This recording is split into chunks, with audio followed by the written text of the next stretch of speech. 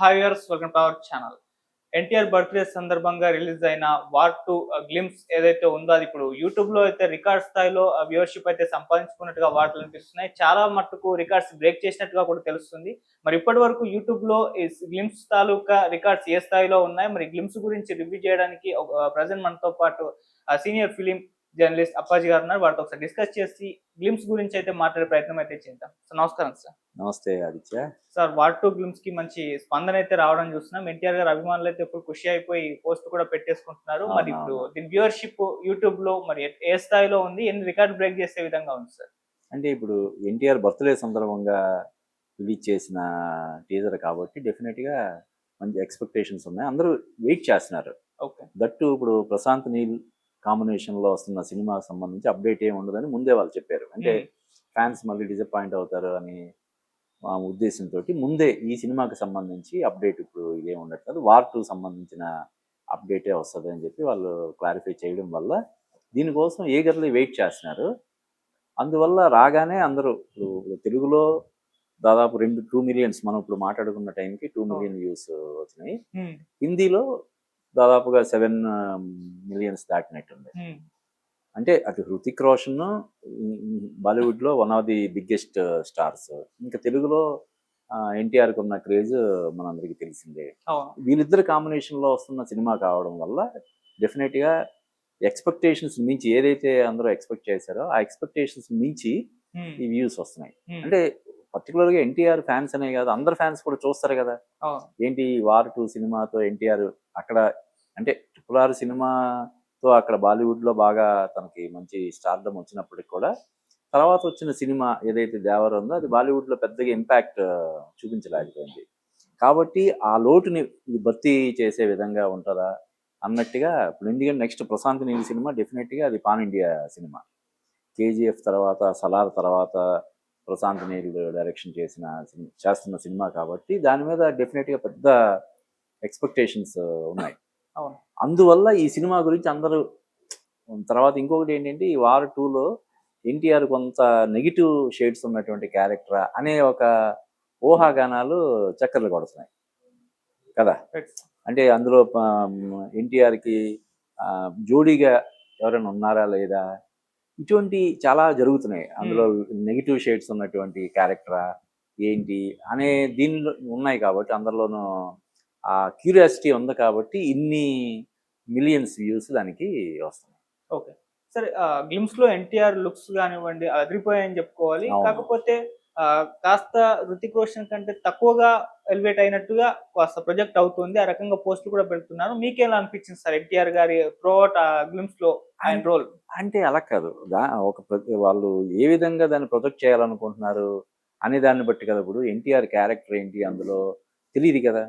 ఒకలాగా ప్రొజెక్ట్ చేసి వీళ్ళందరూ ఒక అంచనాకు వచ్చి అంచనాకు అనుగుణంగా అంచనాలకు అందుకోలేకపోతే మళ్ళీ అది ఒక పెద్ద డ్యామేజ్ అవుతుంది కదా. అందువల్ల వాళ్ళు కొంత వ్యూహాత్మకంగా వ్యవహరించి ఎన్టీఆర్ క్యారెక్టర్ సంబంధించి ఆ సస్పెన్స్ మెయింటైన్ చేసేలాగా ఉంది. కానీ ఆ వాయిస్ ఓవర్ కానీ ఆ లుక్ ఇది కానీ చాలా బాగుంది. అంటే ఎన్టీఆర్ చాలా బెస్ట్ పర్ఫార్మర్ అని మనకి తెలుసు. ఆస్కార్ అవార్డు కూడా తీసుకున్న వాళ్ళు. ఇంకా హృతిక్ రోషన్ కూడా అద్భుతమైనటువంటి పర్ఫార్మెన్స్. ఇద్దరు పర్సనాలిటీ పరంగా కానీ పర్ఫార్మెన్స్ పరంగా కానీ డైలాగ్ డెలివరీ పరంగా కానీ మాడ్యులేషన్ పరంగా కానీ ఇద్దరు ఈక్వల్ రేంజ్ ఉన్నటువంటి ఆర్టిస్టులు కాబట్టి. అందులో డైరెక్టర్ రాయన్ ముఖర్జీ అంతకుముందు అతను బ్రహ్మాస్త్ర డిసప్పాయింట్ చేసినా కూడా అతని సినిమాలు చూస్తే రణబీర్ కపూర్తో తీసిన వేకప్ సిటీ కానీ ఏ దివానీ ఏ జవానీ అది కానీ ఇవన్నీ ఎక్సలెంట్. ఇది అందులోనూ ఆ బ్యానర్ కూడా యశ్ చోప్రా వాళ్ళది, యశ్రాజ్ ఫిల్మ్స్ అనేది అసలు one of the biggest, one of the కాదు #1 production house in Tollywood, Bollywood. కాబట్టి ఈ కాంబినేషన్లో వస్తున్న సినిమా కావడం వల్ల దీని గురించి విపరీతమైనటువంటి అంచనాలు ఉన్నాయి. అందులోనూ ఆగస్టు 14కి వస్తుంది. ఇంకొక 2-3 months ఉంది కాబట్టి ఎప్పుడు అని ఎదురు చూస్తున్న ఫ్యాన్స్ అందరూ కూడా దాన్ని చూడడం వల్ల ఇన్ని వ్యూస్ వస్తున్నాయి. ఇంకా నాకు తెలిసి ఇది 2-3 రెట్లు ఇంకా పెరుగుతుంది కదా. ఈరోజే కదా రిలీజ్ అయింది. ఇంకా దీనికి సినిమా నెక్స్ట్ అప్డేట్ వచ్చేంత వరకు, నెక్స్ట్ ట్రైలర్ వచ్చేంత వరకు ఇదే కదా చూస్తారు. 1-2 సార్లు చూసుకోవడం ఇవన్నీ జరుగుతాయి కాబట్టి ఈజీగా ఇప్పుడు వచ్చిన దానికి ఒక కనీసం 5-6 రెట్లు వ్యూస్ ఇంకా వచ్చే అవకాశం. ఓకే. సార్ ఎన్టీఆర్ గారి బాలీవుడ్ డెబ్యూ ఇది.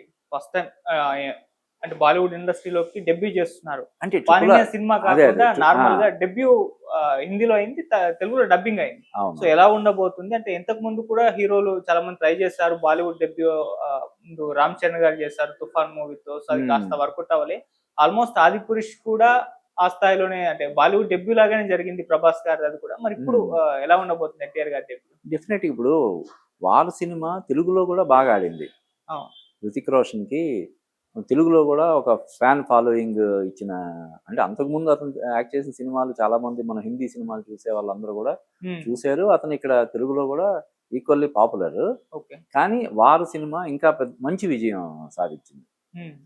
దానితోటి ఎన్టీఆర్ ఇదవుతున్నాడు కాబట్టి డెఫినెట్గా, అంటే ఇందాక నేను చెప్పాను కదా, బ్యానర్ పరంగా చూసుకున్నా, డైరెక్టర్ పరంగా చూసుకున్నా, హృతిక్ రోషన్కి ఉన్న అక్కడ ఫాలోయింగ్ పరంగా చూసుకున్నా, ఎన్టీఆర్ రేంజ్ ఇంకా పెంచే సినిమా అవుతుందని మనం ఖచ్చితంగా చెప్పొచ్చు. ఓకే. అంటే బాలీవుడ్ మార్కెట్ ని టార్గెట్ చేస్తూనే ఈ సినిమాలో యాక్ట్ చేయడానికి ఒప్పుకున్నారు అనుకోవచ్చా సార్? అంటే వాళ్ళు ఎన్టీఆర్ ని తీసుకోవడంలో ఉద్దేశం ఏంటంటే తెలుగు మార్కెట్ ని టార్గెట్ చేయడం. వాళ్ళకు ఇక్కడ బాలీవుడ్ మార్కెట్ కి హృతిక్ రోషన్ ఉన్నాడు కదా. అవును. తెలుగు మార్కెట్ చిన్నదేం కాదు కదా, చాలా పెద్ద మార్కెట్. హిందీ తర్వాత అతిపెద్ద మార్కెట్ ఇప్పుడు తెలుగు. మన తెలుగు సినిమాలు ఓవర్సీస్ లో కూడా విపరీతంగా కలెక్ట్ చేస్తున్నాయి.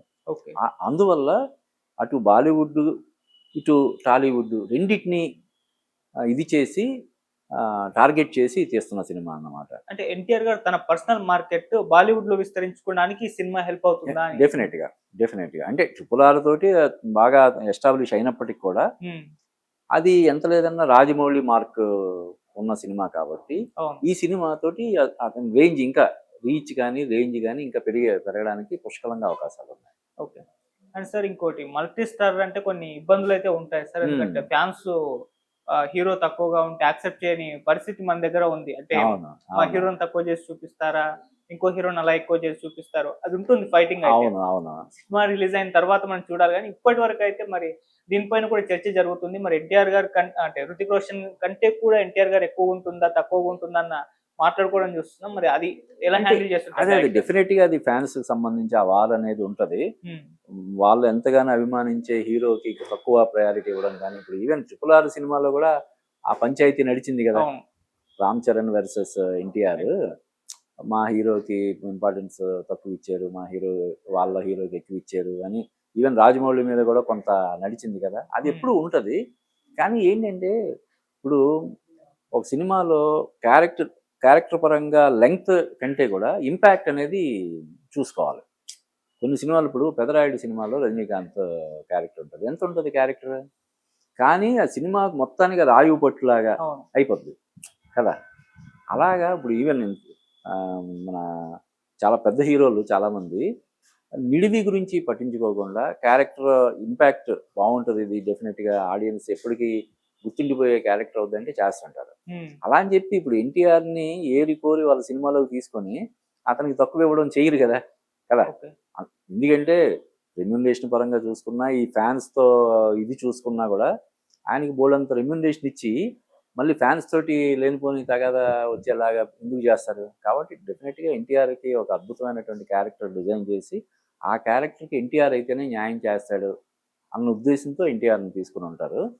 అయితే హృతిక్ రోషన్ అనేవాడు బాలీవుడ్లో ఇందాక చెప్పుకున్నట్టు ఈ ఖాన్స్ తర్వాత అతని స్థానం చాలా పెద్ద హీరో కాబట్టి ఖచ్చితంగా బాలీవుడ్ పాయింట్ ఆఫ్ వ్యూలో కొంత అతనికి ఇంపార్టెన్స్ ఉంటుంది. కానీ చెప్పాను కదా, ఆ క్యారెక్టర్ పరంగా, ఇంటెన్సిటీ పరంగా కానీ, ఇంపాక్ట్ పరంగా కానీ ఎన్టీఆర్కి ఏమాత్రం హృతిక్ రోషన్కి తీసిపోయే విధంగా ఉంటుందని చెప్పి నేను అనుకుంటున్నాను. డెఫినెట్గా ఎన్టీఆర్ ఫ్యాన్స్కి ఒక ఫీస్ట్ లాగా ఈ సినిమా ఉంటుందని చెప్పి మనం ఖచ్చితంగా చెప్పొచ్చు. ఓకే.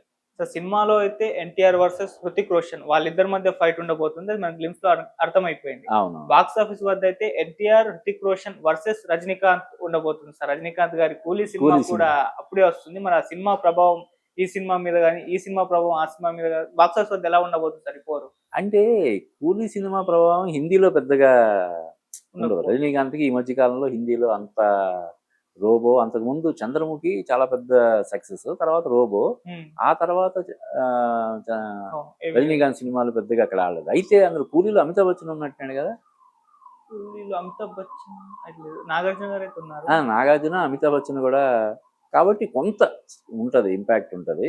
మన తెలుగులోనేమో ఇది ఎన్టీఆర్ ఉండడం వల్ల ఎక్కువ ఎడ్జ్ ఉంటది. ఓకే. అక్కడ బాలీవుడ్ లోనేమో హృతిక్ రోషన్ ఉండడం, ఆ బ్యానర్, ఆ డైరెక్టర్, దానివల్ల ఈ సినిమాకి వార్ 2కి ఎడ్జ్ ఉంటది. అయితే ఏంటంటే ఇప్పుడు సంవత్సరంలో మనకున్నవి 52 వారాలు, ఇంతమంది స్టార్స్ ఉన్నారు, ప్రతి స్టార్ కూడా సోలోగా రావాలంటే కష్టం కదా, అవును కదా. కాబట్టి డెఫినెట్గా ఇంకొకటి ఏంటంటే ఇలాగా ఓ 2 పెద్ద సినిమాలు ఒకే రోజు రావడం, అది కూడా అది హాలిడే రోజు, ఆగస్టు 14, 15 ఒక లాంగ్ వీకెండ్ కాబట్టి 2 సినిమాలు ఈజీగా అకామిడేట్ అవుతాయి. ఇంకొకటి ఏంటంటే దీనివల్ల 2 సినిమాలకు కూడా అంటే ఎన్టీఆర్ సినిమాకి, హృతిక్ రోషన్ సినిమాకి, రజనీకాంత్ సినిమాకి ప్రత్యేకంగా మనకి పబ్లిసిటీ ఇవ్వాల్సిన పని లేకపోయినా కూడా దీనివల్ల ఏమవుతుందంటే 2 సినిమాల గురించి ఎక్కువ డిస్కషన్ జరుగుతుంది, ఎక్కువ క్యూరియాసిటీ పెరుగుతుంది. ఇలా రెండింటి గురించి మాట్లాడుకొని 2 సినిమాలు చూడాలని ఆడియన్స్ ఫిక్స్ అయ్యే అవకాశం కూడా ఉంటుంది. సో ఆ విధంగా అడ్వాంటేజ్ ఉంటుంది. కొంచెం కలెక్షన్స్ పరంగా, ఓపెనింగ్స్ పరంగా చిన్న ఇంపాక్ట్ ఉంటే ఉంటుంది అనమాట. Right sir, thank you so much. Thank you Aditya.